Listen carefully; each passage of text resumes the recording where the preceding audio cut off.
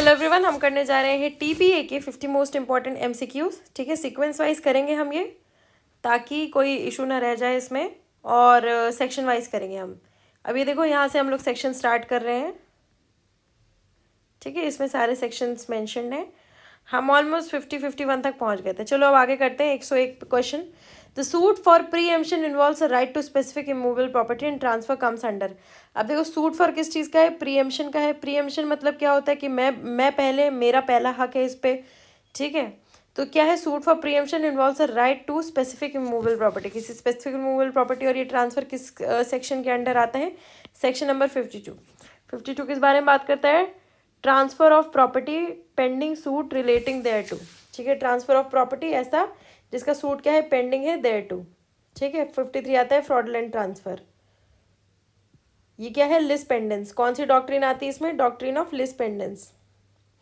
और जब इसमें डॉक्ट्रिन ऑफ लिस पेंडेंस आ जाती है तो हम सूट समझ लेते हैं। ठीक है, सूट फॉर प्रीएम्पशन। नेक्स्ट इसके बाद है question 102। The Supreme court held that the act of taking illegal position of property, illegal position है प्रॉपर्टी का, और the continuous of wrongful possession of property does not amount to otherwise dealing with the property so as to attract 52। देखो, इसमें 52 attract नहीं होगा even if the wrongdoer by a party to the suit. क्या है? Even if the wrongdoer be a party to the suit. वो suit का party बन जाता है रॉन्ग डूअर तो भी नहीं होगा। 52 फिर से देख लेते हैं। Transfer of property pending suit relating thereto. ठीक है, तो इसमें क्या है? रॉन्गफुल पोजीशन है अगर किसी के पास, तो उससे डील हो रहा है। ये कौन सा केस है? हरनाम सिंह वर्सेस जीवन। नेक्स्ट है 52 टीपीए का डज नॉट अफेक्ट टू। अब देखो, ये जो 52 है ट्रांसफर ऑफ सूट है, ये कौन से उसको अफेक्ट नहीं करता है? प्री एग्जिस्टिंग राइट्स, पहले से ही जो राइट्स एग्जिस्ट करती हैं उनको अफेक्ट नहीं कर रहा है। नेक्स्ट है 52 टीपीए का does not apply when the defendant becomes insolvent during the pendency of suit. Suit जो है वो पेंडिंग चल रहा है, तो उसमें क्या है? डिफेंडेंट जो है वो इंसॉल्वेंट हो जाता है and the state vest in the official assignee. अब स्टेट किसके पास चली जाती है? प्रॉपर्टी चली जाती है असाइनी के पास। तो इसमें क्या है? सेक्शन 52 कब अप्लाई नहीं होता है कि होता है, ये इस बारे में बात हो रही है। तो ये है ट्रू। 52 अप्लाई नहीं होता है क्योंकि यहाँ पे सूट रह रहा है, पर सूट किस चीज़ से रिलेटेड है? समझ गए? प्रॉपर्टी जब आपकी सूट एग्जीक्यूटर्स के पास ही गई है तो फिर कोई दिक्कत नहीं है। नेक्स्ट है प्रोविजन ऑफ फ्रॉडलेंट ट्रांसफर। कौन से सेक्शन में? 53 में डेल्ट होता है ना। नेक्स्ट है every transfer of immovable property made with intent to defend और delay the creditors of the transfer shall be voidable. हर एक ट्रांसफर जो है इमूवेबल प्रॉपर्टी का made with intent to defeat और डिले करना है, डिफीट करना है, शैल बी वॉइडेबल, वो वॉइडेबल होगा। अब कैसा वॉइडेबल होगा ये देखना है। At the option of creditors so defeated और डिलेड। क्रेडिटर्स के ऑप्शन पे ही होगा क्योंकि जिसके साथ आप गलत करते हो उनके ऑप्शन पे होगा। नेक्स्ट है a marriage settlement made to defeat and defraud creditor is voidable. Marriage settlement, ठीक है, वॉइडेबल है अंडर सेक्शन 53 टीपीए का। This was held in the case, कौन से केस में हेल्ड हुआ था? अलामेलू आची वर्सेस मीनाक्षी के केस में हेल्ड हुआ था। नेक्स्ट है under provision of section number 53 TPA का the relinquishment by one co partner in favour of another can not be said to be transfer. क्या है? एक को पार्टनर ने अपनी प्रॉपर्टी छोड़ करके दूसरे को पार्टनर को दे दी है, तो क्या है? Can not be said to be a transfer unless, ये ट्रांसफर नहीं होगा, अभी तो उसने रिलिंक्विश किया है, unless it is found to be a device to evade creditors. अगर ये क्रेडिटर्स को इवेट करने के लिए है तो फिर हो जाएगा, अदरवाइज नहीं होगा। नेक्स्ट है टीपीए का 53 डज नॉट इफेक्ट टू 53 जो है सेक्शन, ठीक है, क्या इफेक्ट नहीं करता है? किस चीज़ को इफेक्ट नहीं करता है? मूवेबल प्रॉपर्टी इफेक्ट नहीं करता है, क्योंकि हम इधर इमूवेबल्स के बारे में बात करें। कौन से सेक्शन से कौन से सेक्शन तक? 38 से लेकर के, ठीक है, 53 तक जो भी है। नेक्स्ट है the term creditor used in 53 of the TPA includes. जो क्रेडिटर है, ठीक है, क्या क्या इंक्लूड करता है? सब्सिक्वेंट क्रेडिटर्स, आगे आने वाले क्रेडिटर्स, या creditor at the time of assignment? नहीं, दोनों क्रेडिटर्स। देखो, सब्सिक्वेंट क्रेडिटर्स से करेगा ही करेगा आगे आने वाले, या फिर क्रेडिटर्स एट द टाइम, तो उस वक्त से लेकर के आगे आने वाले। तो यहाँ से यहाँ तक क्या हो गए? उस वक्त के और सब्सिक्वेंट सारे। नेक्स्ट है provision of 53 of TPA are not affected by any of the provision of. अब टीपीए का प्रोविजन किससे किससे इफेक्ट नहीं होता है? सेल ऑफ गुड्स से अट्रैक्ट होता है। हाँ, सेल कर दोगे आप प्रॉपर्टी जो कि पेंडलेस पेंडेंस है, ठीक है। रजिस्ट्रेशन एक्ट, एक सेकंड रुकना,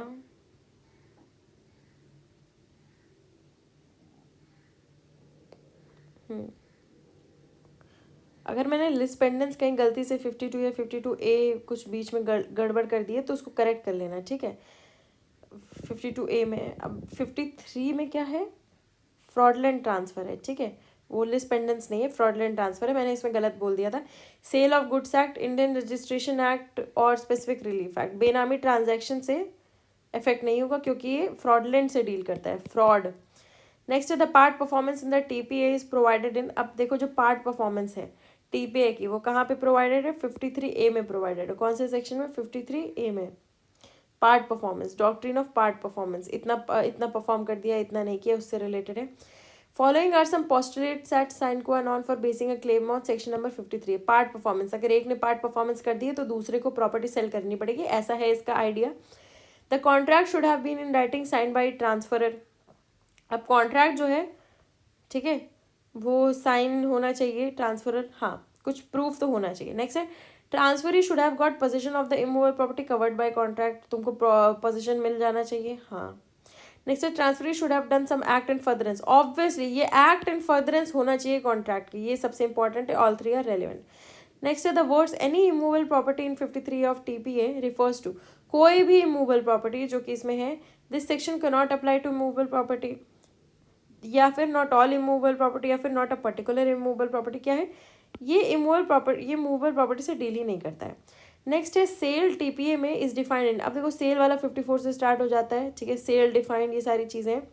54 से हम सबसे पहले सेल, देखो टीपीए के बेसिक प्रोविजंस हो गए हैं, इसके बाद सेल स्टार्ट होता है SALE और 54 से स्टार्ट होता है, हम आगे बनाते जाएंगे, पहले से याद करने की कोई ज़रूरत नहीं, साथ साथ में चलते जाओ, पूरा याद हो जाएगा TPA. Sale is a transfer of ownership in exchange for a price, ठीक है, हमें पता है हम कुछ बेचते हैं, बेसिक चीज़ है। और प्रॉमिस्ड और part paid and part promise, this definition refers to, कहाँ पे है, सेक्शन नंबर 54 ऑफ टीपीए में है ये डेफिनेशन, हाँ सेक्शन नंबर 54 टीपीए में है, और कहीं सेल ऑफ गुड्स एक्ट नहीं, 54 ऑफ इंडियन रजिस्ट्रेशन नहीं, ये कंफ्यूज करने के लिए दिया हुआ है, टीपीए में ही दे दी गई है सेल की definition.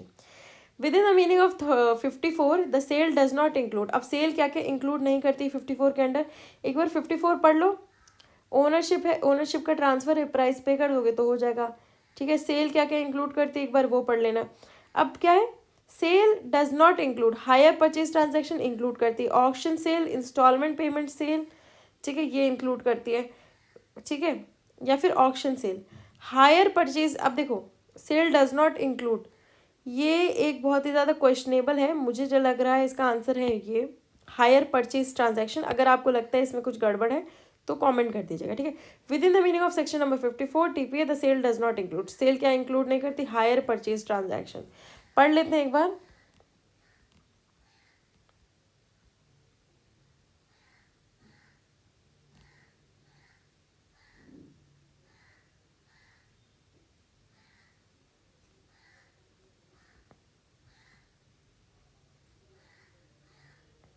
Contract for sale, sale है, सेल से रिलेटेड, उसमें क्या है 100 रुपये से ज़्यादा का रजिस्ट्रेशन चाहिए होगा, ठीक है।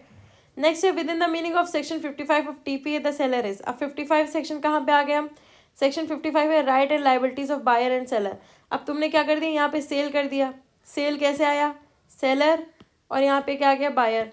अब उनकी क्या हो गई, राइट्स हो गई, लाइबिलिटीज़ हो गई, ठीक है, राइट्स और लाइबिलिटीज़ इससे रिलेटेड है। अब उनकी राइट्स और लाइबिलिटीज़ में क्या क्या इंक्लूड होता है, पहले क्या, बाउंड टू डिस्क्लोज, अब देखो सबसे बड़ा सेक्शन यही है तो यही अच्छा रहेगा, bound to disclose to the buyer any material defect in the property or in seller's title which seller is buyer is not aware of, the buyer could not renew, ठीक है।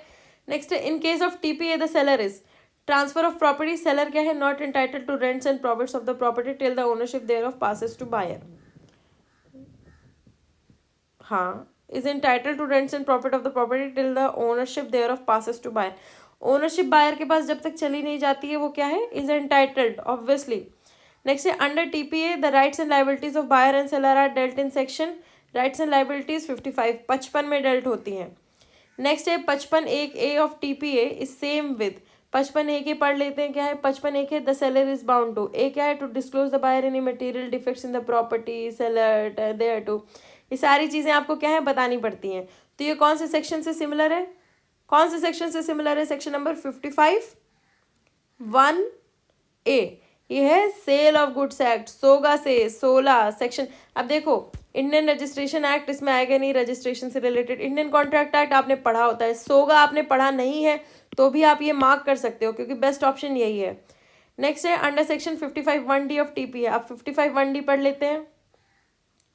Payment of tender of the amount due in respect of the price to execute a proper conveyance of the property when the buyer tenders it to him for execution at a proper time and place। क्या है? Payment और tender of amount due in respect, due amount को payment, ठीक है। If either party sues for specific performance he must show that he was ready and willing to perform, ठीक है। कोई भी प्रॉपर्टी यानी कि टेंडर से रिलेटेड है तो कोई और प्रॉपर्टी पार्टी सू करती है तो उसको क्या होना चाहिए, क्या शो करना चाहिए कि वो रेडी था, he was ready and willing to perform, ठीक है। Statement is relevant. नेक्स्ट है within the meaning of provisions of section number 55(4)(b) of TPA where the title in the property has passed but possession has not been delivered. Title चला गया है, possession नहीं गई है, तो the seller is not entitled to interest on the possession of property. Seller क्या entitled है कि नहीं है? एक होता है सेलर, एक होता है बायर, तो सिंपल है। सेलर क्या है? The seller is not entitled to interest on the purchase price, क्योंकि पोजीशन जो है वो डिलीवर की नहीं की गई है अभी। अब इसके बाद इसको पढ़ लेते हैं 55(4)(b) को। The seller is entitled where the ownership of the property पास हो गई है before payment of the whole of the purchase money, purchase money के पेमेंट के पहले, to a charge upon the property in the hands of the buyer, ठीक है। तो क्या हो जाएगा? For the amount of the purchase money और एनी पे part thereof remaining unpaid and for interest on such amount और part. तो इसमें बस यही है कि interest on the purchase price, he is not entitled to, seller is not entitled interest on the purchase price, क्योंकि title चला गया है, इंटरेस्ट उसको लेने का इंटाइटलमेंट नहीं है, ठीक है। वो बाद में पैसे दे देगा, पोजीशन नहीं दी है, टाइटल ही तो दे दिया है, अब इंटरेस्ट नहीं लगेगा उस पर। नेक्स्ट है if there are several purchases the seller is not concern with the proportion to be paid by each but he has a charge on the whole property. क्या है? सेवरल परचेजर है, seller is not concern with the proportion to be paid by each, seller को कोई concern नहीं है but he has a charge on the whole property, ठीक है। कब तक कैसा क्या चार्ज रहेगा उसका पूरा प्रॉपर्टी पे? फॉर अनपेड परचेज मनी, ठीक है, चार्ज रहेगा। अब हम लोग किस सेक्शन में आ गए हैं? ये सेक्शन हमारा कंप्लीट हो चुका है। मार्शलिंग आएगा इसके बाद सेक्शन नंबर 56। मार्शलिंग बहुत इंपॉर्टेंट है। अब नेक्स्ट क्वेश्चन पे चलते हैं। Conditions of contract for sale frequently, conditions हैं फ्रीक्वेंटली सेल पे, ठीक है। Impose restrictions on the buyer's right to make requisition as to title, these fall under. अब देखो ये किस उसमें फॉल अंडर करते हैं, these fall under requiring requisition to be made in a specified time, ठीक है, रिक्विजिशन स्पेसिफाइड टाइम में बनाओ। Restricting the period for which title is to be shown, ठीक है। Requiring the existence of a fact to be assumed and requiring the buyer to accept title as it is, जैसा है वैसा ही। तो इसका answer क्या हो गया? 1, 2, 3 and 4 are relevant. Conditions of contracts, contract से जो कंडीशन है किस चीज़ के लिए? Sale frequently. Impose restrictions on buyer's right, buyer's right के जो उसमें है रिस्ट्रिक्शंस इम्पोज कर दी जाती है to make requisitions as to title. अब रिक्विजिशन का क्या मतलब होता है? ऑफिशियल ऑर्डर, ठीक है, ऑफिशियल ऑर्डर बनाना, ठीक है। तो requiring requisition to be made in a specified time, की ऑर्डर बनाओ for which title is to be shown, कब तक के लिए दे रहा है, फैक्ट टू बी एज्यूम कि ये फैक्ट है, accept title as it, requiring buyer to accept title as it is. Next है, अब हम किस में आते हैं? मार्शलिंग हट गया है, मार्शलिंग पढ़ लेते हैं। If the owner of 2 or more properties mortgages them to one person and then sells 1 or more of the properties to another person, then buyer is in the absence of the contract to the contrary entitled to have the mortgage debt satisfied out of the property or property is not sold to him so far as the same will extend but not so as to prejudice the rights of the mortgagee or the persons claiming under him or any other persons who has consideration acquired an interest in any of the properties। Marshalling का मतलब simple एक चीज़ ही बोला गया है, definition से समझो। देखो, owner of 2 or more properties, ठीक है, ऐसे समझते जाना। इसको भी बड़ा कर लेते हैं, ठीक है। अब देखो, ओनर है किसका? 2 or more प्रॉपर्टीज। अब 2 or more प्रॉपर्टीज बना देते हैं हम, ठीक है, 2 और मोर प्रॉपर्टीज़ हैं, उसका ये ओनर है, ठीक है, ये हो गया। मॉर्गेजेस देम टू 1 पर्सन, ठीक है। अब ये क्या करता है, मॉर्गेज कर देता है इसको, मॉर्गेज ही हो गया ये हो गया। एंड देन सेल्स 1 और more of the properties to another person, फिर इसके बाद सेल कर देता है टू अनदर पर्सन, ठीक है, ये हो गया transferee. The buyer is in the absence of a contract to the contrary, अब जो ये जो बायर है कोई कॉन्ट्रैक्ट नहीं है, ठीक है।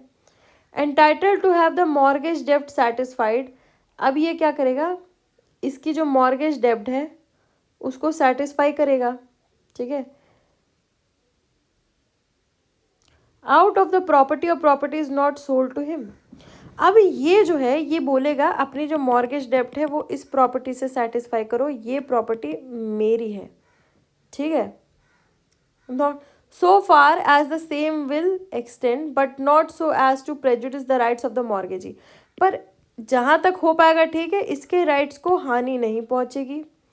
और पर्सन्स क्लेमिंग अंडर हिम और any other person who has for consideration acquired N interest in any of the properties, इतना समझ में आ गया। मार्शलीज, इसमें बायर का राइट है, वो बोले हमारी प्रॉपर्टी छोड़ो तुम उसकी प्रॉपर्टी से करो, ये है मार्शलिंग, ठीक है।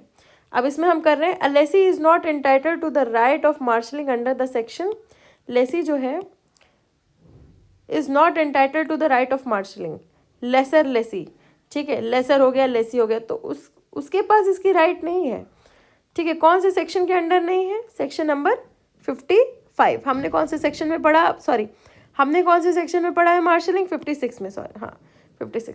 नेक्स्ट है the objection of section 57 of the TPA is to, अब देखो 55 पढ़ लिया, 56 पढ़ लिया, अब 57 स्टार्ट करते हैं, डिस्चार्ज ऑफ इनकम्बरेंसेज ऑन सेल, हम सेल पढ़ रहे थे 54 से लेकर के 56, 54, 55, 56 ये हो गया। अब 57 हम स्टार्ट करें इनक्यूमरेंसेस ऑन सेल, ठीक है, तो ये किस चीज़ के लिए है, ये वाला सेक्शन किस चीज़ के लिए, section number 57 to facilitate the sale of encumbered state by taking the encumbrances off the title before sale, कि जितने भी इनकम्बरेंसेज हैं सेल में, ठीक है, उसको पहले निकाल लो, ठीक है। इसमें क्या लिखा हुआ है, provision by court for encumbrances and sale freed therefrom, सब कुछ फ्री करो यार उस प्रॉपर्टी को बेचने से पहले।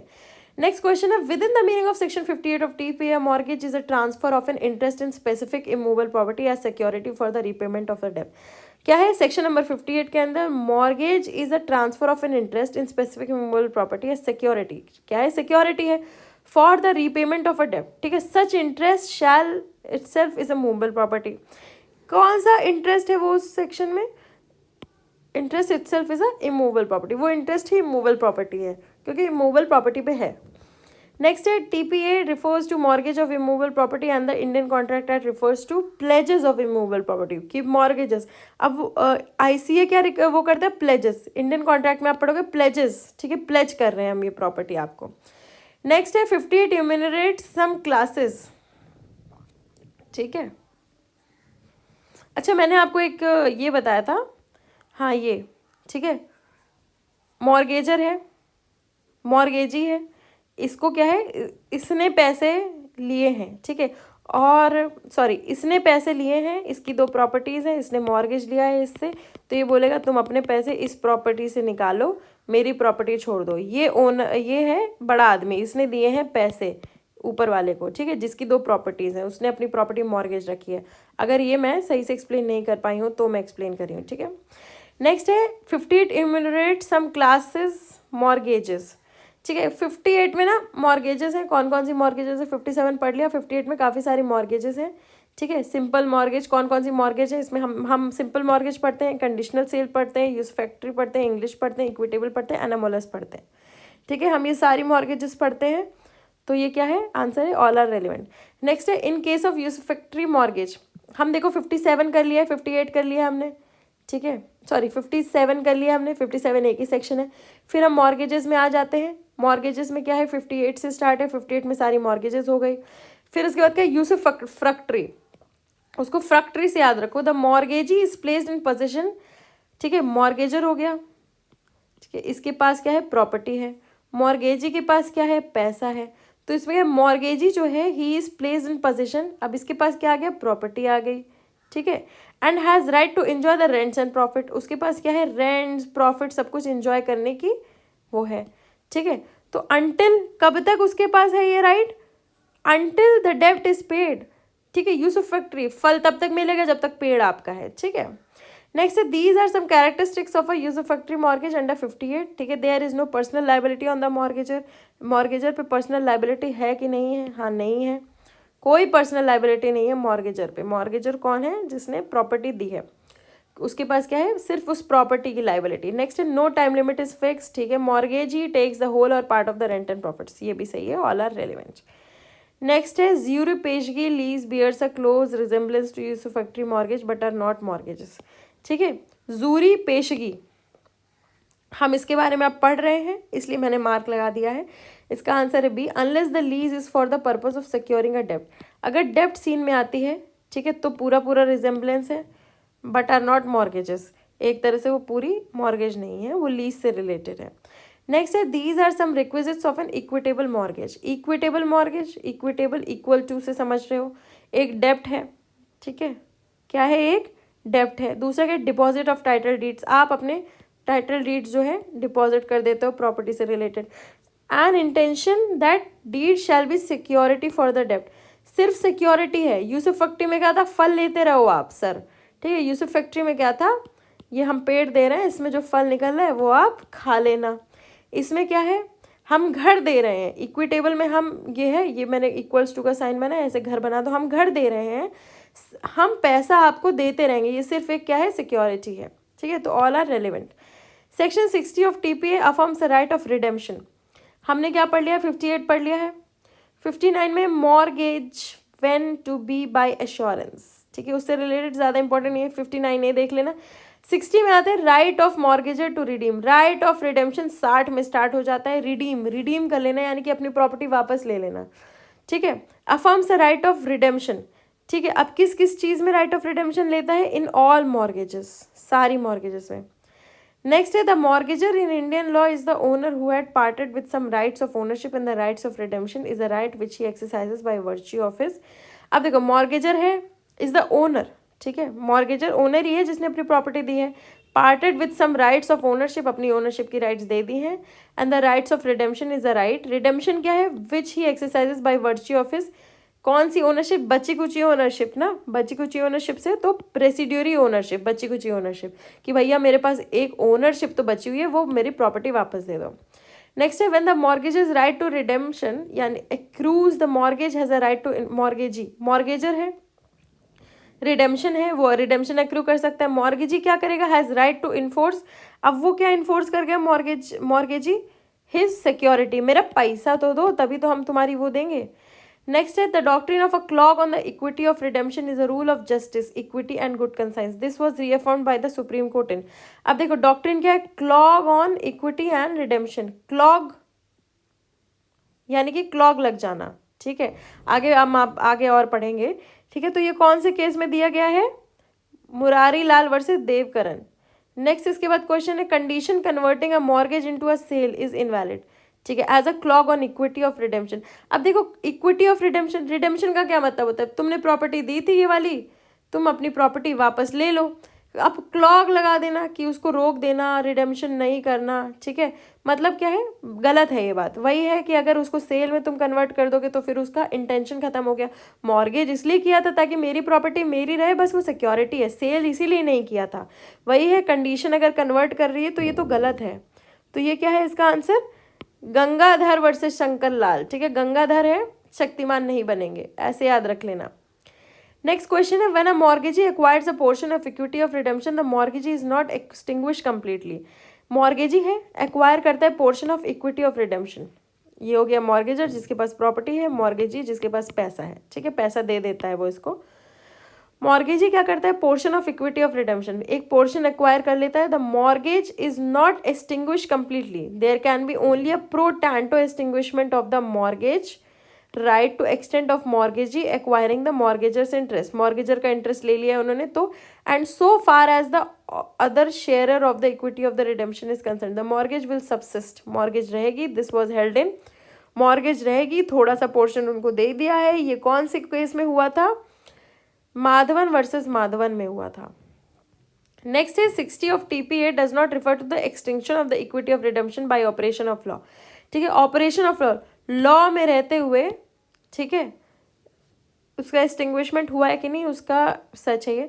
60 जो है, अब 60 एक बार देख लो, right of mortgagor to redeem, redeem करना उसकी राइट है, प्रोविजर पढ़ लो, right conferred by this section has not been extinguished by act of the parties और बाय ऑफ अ कोड। ठीक है, ये जो राइट है पार्टीज या कोर्ट से नहीं एक्सटिंग्विश होगी, the right conferred by this section is called a right to redeem and a suit to enforce is called a suit for redemption. Nothing in this section shall be deemed to render invalid any provision to the effect that if the time fixed for payment of the principal money has been allowed to pass or such time has been fixed, the mortgage shall be entitled to reasonable notice before payment or tender of such money. ठीक है, redemption of portion of mortgage property, यही है इसका मतलब।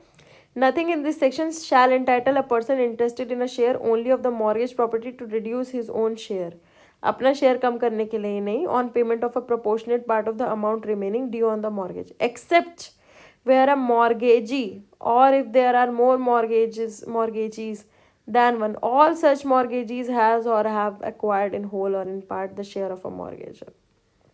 समझ में आ गया? ये पोर्शन रिडीम कर देना, पोर्शन ऑफ मॉर्गेज प्रॉपर्टी को रिडीम करना, उससे रिलेटेड है ये। नेक्स्ट है under provision of section 60A of the TPA. अब 60A भी देख लो हाथ ही हाथ, obligation to transfer to third party instead of transference to mortgagor.